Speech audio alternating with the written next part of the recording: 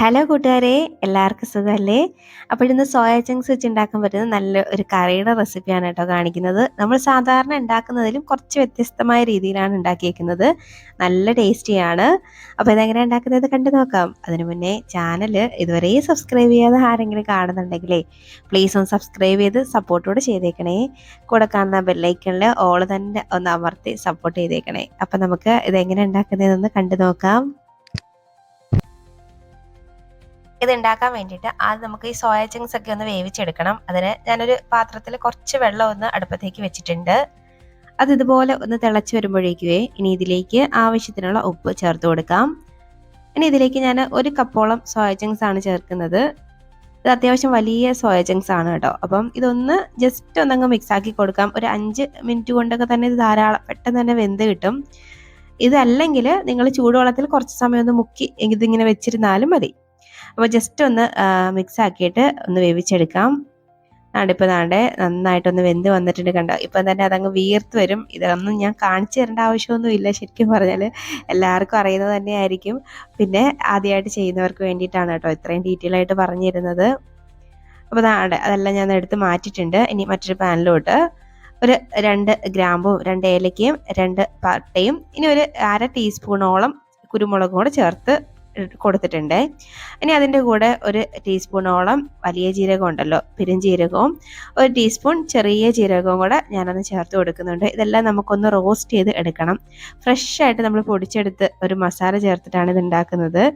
അപ്പോൾ ഇനി ഇതിലേക്ക് കുറച്ച് അണ്ടിപ്പരിപ്പ് കൂടെ ചേർത്ത് കൊടുത്തിട്ട് ഇത് ചെറിയ തീയിൽ വെച്ചിട്ട് നന്നായിട്ട് ഒന്ന് റോസ്റ്റാക്കി എടുക്കാം.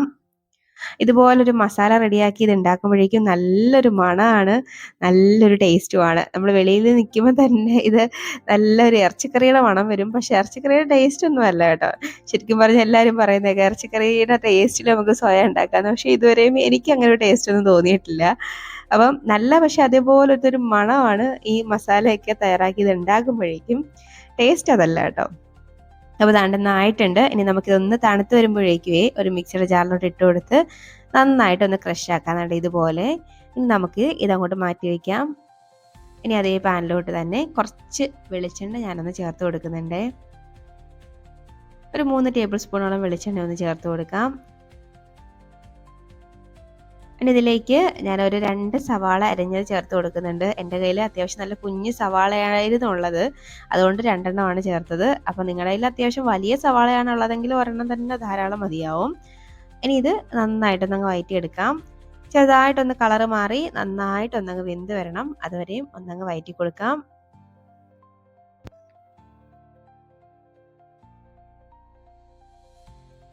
ഇപ്പോൾ സവാള ചെറുതായിട്ടൊന്ന് വാടിയിട്ടേ ഉള്ളൂ. ഇതിലേക്ക് കുറച്ച് ഉപ്പും കൂടെ ചേർത്ത് ഒന്ന് വഴറ്റിയെടുക്കുകയാണെങ്കിൽ പെട്ടെന്ന് തന്നെ അങ്ങ് റെഡിയായി കിട്ടും. അപ്പോൾ ഒരല്പം ഉപ്പ് ഞാൻ ചേർത്ത് കൊടുത്തിട്ടുണ്ട്. ഇനി വീണ്ടും നന്നായിട്ടൊന്ന് വഴറ്റി ഇതുപോലെ ഒന്ന് വഴറ്റിയെടുക്കാം. അപ്പോൾ അത്യാവശ്യം ഒന്ന് കളറ് മാറി വന്നിട്ടേ ഉള്ളൂ. അപ്പോൾ ഇതുവരെയൊക്കെ ആകുമ്പോഴേക്കും ഇത്രയൊക്കെ മതിയാവും, നമുക്ക് നിർത്താം. ഇനി ഇതിലേക്ക് നമുക്ക് ഇഞ്ചിയും വെളുത്തുള്ളി ചതച്ചതാണ് ഞാൻ ചേർത്ത് കൊടുക്കുന്നത്. അപ്പോൾ നിങ്ങളുടെ കയ്യിൽ ഇഞ്ചി വെളുത്തുള്ളി പേസ്റ്റ് ആണെങ്കിൽ അത് തന്നെ ചേർത്താലും മതി. അപ്പോൾ ഞാൻ 1 ടേബിൾ സ്പൂണോളം ഇഞ്ചിയും വെളുത്തുള്ളിയും ചതച്ചത് ചേർത്ത് കൊടുക്കാം. ഇനി വീണ്ടും ഒരു പച്ചമുളക് ഒന്ന് നെടുകെ കീറിയതും കൂടെ ഞാനൊന്ന് ചേർത്ത് കൊടുക്കുന്നുണ്ട്. ഇനി ഇത് നന്നായിട്ട് വീണ്ടും ആ ഇഞ്ചി വെളുത്തുള്ളിയുടെയൊക്കെ പച്ചമണം മാറുന്നവരെയും നന്നായിട്ടൊന്ന് വഴറ്റി കൊടുക്കാം.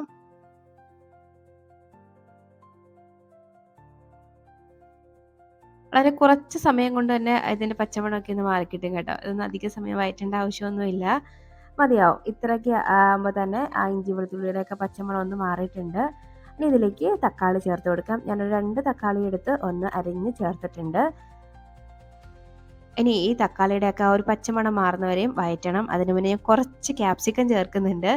അപ്പോൾ നിങ്ങളുടെ കയ്യിൽ ക്യാപ്സിക്കം ഉണ്ടെങ്കിൽ മാത്രം ചേർക്കാം. എൻ്റെ കയ്യിൽ ഇത്തിരി ഉള്ളതുകൊണ്ട് ചേർത്താൽ ഒരു പ്രത്യേക ഫ്ലേവർ കിട്ടും. അപ്പോൾ ഇതില്ലെങ്കിൽ ധാരാളമായിട്ട് ഇത് അവോയ്ഡ് ചെയ്യാം കേട്ടോ. അപ്പോൾ ഇനി നന്നായിട്ട് നമുക്ക് അങ്ങോട്ട് മിക്സാക്കി തക്കാളിയൊക്കെ ജസ്റ്റ് ഒന്നങ്ങ് വെന്ത് വരുന്നവരെയും ഒന്നങ്ങ് മിക്സാക്കാം. തക്കാളി ഒരുപാട് വെന്ത് കുഴയേണ്ട ആവശ്യമില്ല കേട്ടോ. അപ്പോൾ ഇനി ഇതിലേക്ക് മസാലപ്പൊടികൾ ചേർക്കാം. ഇനി ഒരു 1/2 ടീസ്പൂണൊക്കെ മഞ്ഞൾപ്പൊടി ചേർക്കുന്നുണ്ട്. ഒരു 2 ടീസ്പൂണൊക്കെ മല്ലിപ്പൊടി ചേർത്ത് കൊടുക്കുന്നുണ്ട്. ഇനി 1 ടീസ്പൂണൊക്കെ നല്ല എരിവുള്ള മുളക് പൊടിയും 1 ടീസ്പൂൺ കാശ്മീരി ചില്ലിയും ഞാൻ ചേർക്കുന്നുണ്ട്. ഇനി ഇത് നന്നായിട്ട് ഒന്ന് മിക്സാക്കി എടുക്കാം. ആ പൊടികളുടെയൊക്കെ പച്ചമണമൊക്കെ നന്നായിട്ട് ഒന്ന് മാറുന്നവരെ നന്നായിട്ടൊന്ന് അങ്ങ് മിക്സ് ആക്കി എടുക്കാം. ലോ ഫ്ലെയിമിൽ വെച്ചിട്ട് ഒന്ന് മിക്സ് ആക്കിയാൽ മതിയേ. അപ്പോൾ ഈ പൊടികളുടെ പച്ചമണമൊക്കെ നന്നായിട്ട് മാറിയില്ലെങ്കിൽ ഒരു പ്രത്യേക ഒരു വൃത്തിയായിട്ട് ടേസ്റ്റായിട്ട് മാറും കേട്ടോ. അപ്പോൾ ഈ സ്റ്റെപ്പ് മാത്രം ഒന്ന് നന്നായിട്ട് ശ്രദ്ധിച്ചാൽ മതി. അപ്പോൾ ഇത് നന്നായിട്ടൊന്നങ്ങ് മിക്സ് ആക്കി എടുത്തിട്ട് ഇനി ഇതിലേക്ക് നമ്മളിവിടെ വേവിച്ച് വെച്ചേക്കുന്ന നമ്മുടെ സോയ ചങ്ക്സ് ഉണ്ടല്ലോ അത് ചേർത്ത് കൊടുക്കണം. അപ്പോൾ ആ സോയ ചങ്ക്സിൻ്റെയൊക്കെ അത് വെള്ളത്തിൽ നിന്നൊന്ന് മാറ്റിയിട്ട് അതിനകത്ത് കുറച്ച് പച്ചവെള്ളമൊക്കെ ഒഴിച്ച് നന്നായിട്ടൊന്ന് കഴുകി അതിനകത്തുള്ള വെള്ളമൊക്കെ നന്നായിട്ടൊന്ന് പിഴിഞ്ഞ് കളഞ്ഞിട്ട് വേണം ചേർക്കാനായിട്ട്. ഞാൻ സാധാരണ അത് ആ സ്റ്റെപ്പ് കാണിക്കുന്നതാണ്. ഇപ്പോൾ കുറേ നാളായിട്ട് ഈ സോയ ചങ്ക്സിൻ്റെ റെസിപ്പികൾ ഇടുന്നത് കൊണ്ട് അതിനകത്തെല്ലാം കാണിച്ചേക്കുന്നത് കൊണ്ട് ഇതിനകത്ത് റിപ്പീറ്റ് ചെയ്യുന്നില്ല. പിന്നെ ഒട്ടുമിക്ക എല്ലാവർക്കും അറിയുന്ന ഒരു കാര്യം തന്നെയാണിത്. അപ്പോൾ ഇതുപോലെ ഒന്ന് ചേർത്ത് നന്നായിട്ട് ഒന്നങ്ങ് മിക്സ് ആക്കി കൊടുക്കാം. ഇപ്പോൾ ഇതാണ്ട് നന്നായിട്ടൊന്നങ്ങ് മിക്സ് ആക്കിയിട്ടുണ്ട്. ഇനി ഇതിലേക്ക് നമ്മളിവിടെ റെഡിയാക്കി വെച്ചേക്കുന്ന മസാലയും കൂടെ അങ്ങോട്ട് ഇട്ട് കൊടുക്കാം. അപ്പോഴേ ആ മസാല അങ്ങോട്ട് ചേർക്കുമ്പോഴേക്കും ഒരു പ്രത്യേക ഒരു മണമൊക്കെ അങ്ങോട്ട് വന്നു തുടങ്ങും കേട്ടോ. ഭയങ്കര മണമാണ്, നല്ലൊരു ടേസ്റ്റുമാണ് കേട്ടോ. ഇനി ഇത് വീണ്ടും നന്നായിട്ട് ഒന്നങ്ങ് മിക്സ് ആക്കി കൊടുക്കാം.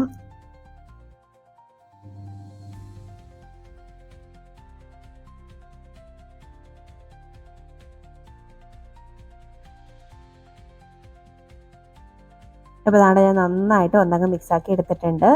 ഇനി അധികം പണിയൊന്നുമില്ല. ഇനി ഇതിലേക്ക് ആവശ്യത്തിനുള്ള വെള്ളം നമുക്ക് അങ്ങോട്ട് ഒഴിച്ചു കൊടുക്കാം. ഞാൻ ആ മിക്സിയുടെ ജാറിൽ തന്നെ കുറച്ച് വെള്ളം ഒന്ന് ചേർത്ത് ഒഴിച്ചു കൊടുക്കുകയാണ് കേട്ടോ. വീണ്ടും ഈ മസാല എല്ലാമായിട്ട് നന്നായിട്ട് അങ്ങോട്ട് യോജിപ്പിച്ചെടുക്കാം. ഇനി ഇതിലേക്ക് ഞാൻ കുറച്ച് വെള്ളം കൂടെ ഒന്ന് ചേർത്ത് കൊടുക്കുന്നുണ്ട്. ഈ വെള്ളം പോരാൻ തോന്നിയിട്ട് ഈ സോയയിലൊക്കെ നന്നായിട്ട് മസാല ഒന്ന് പിടിച്ച് വരണമെങ്കിൽ കുറച്ച് വെള്ളം കൂടെ ചേർക്കണം. അപ്പോൾ ഞാൻ ഒരല്പം വെള്ളം കൂടെ ചേർക്കുന്നുണ്ട്. ഇനി ഇതിലേക്ക് കുറച്ച് ഉപ്പും കൂടെ ചേർക്കുന്നുണ്ട്. അപ്പോൾ ഉപ്പ് നോക്കിയിട്ട് ചേർത്താൽ മതി. നമ്മൾ സവാള വഴറ്റിയപ്പോൾ കുറച്ച് ഉപ്പ് ചേർത്തായിരുന്നു. പിന്നെ സോയ ചങ്ക്സ് വേവിച്ചപ്പോഴും ഉപ്പ് ചേർത്തിട്ടുണ്ടായിരുന്നു. അപ്പോൾ നോക്കിയിട്ട് ഉപ്പ് ചേർത്താൽ മതി. ഇനി നന്നായിട്ട് ഒന്നങ്ങ് മിക്സാക്കി കൊടുക്കാം. ഇനി നമുക്കിതൊന്ന് അടച്ച് വെച്ചിട്ട് ഒരു 10 മിനിറ്റ് നന്നായിട്ടൊന്നങ്ങ് വേവിച്ചെടുക്കണേ. ഇപ്പോൾ ഒരു 10 മിനിറ്റൊക്കെ ഒന്ന് ആയിട്ടുണ്ട്. നമ്മുടെ കറിയൊക്കെ അടിപൊളിയായിട്ട് വന്നിട്ടുണ്ട്. എണ്ണയൊക്കെ നന്നായിട്ടൊന്ന് തെളിഞ്ഞ് വന്നിട്ടുണ്ട്. ഗ്രേവി ഒന്ന് വറ്റിയും വന്നിട്ടുണ്ട്. ആ സോയയിലൊക്കെ നല്ലപോലെ മസാല പിടിച്ച് വന്നിട്ടുണ്ട്. ഇനി ഫൈനലി കുറച്ച് ഞാൻ കസൂരി മേത്തി ചേർക്കുന്നുണ്ട്. നല്ലൊരു മണമാണ്. അപ്പോൾ നിങ്ങളുടെ കയ്യിൽ ഉണ്ടെങ്കിൽ ചേർത്ത് കൊടുക്കാം. ഇല്ലെങ്കിൽ നിങ്ങൾക്ക് ഇഷ്ടമുള്ള മല്ലിയിലയോ കറിവേപ്പിലയോ എന്താണെന്ന് വെച്ചാൽ ചേർത്ത് കൊടുക്കാം കേട്ടോ.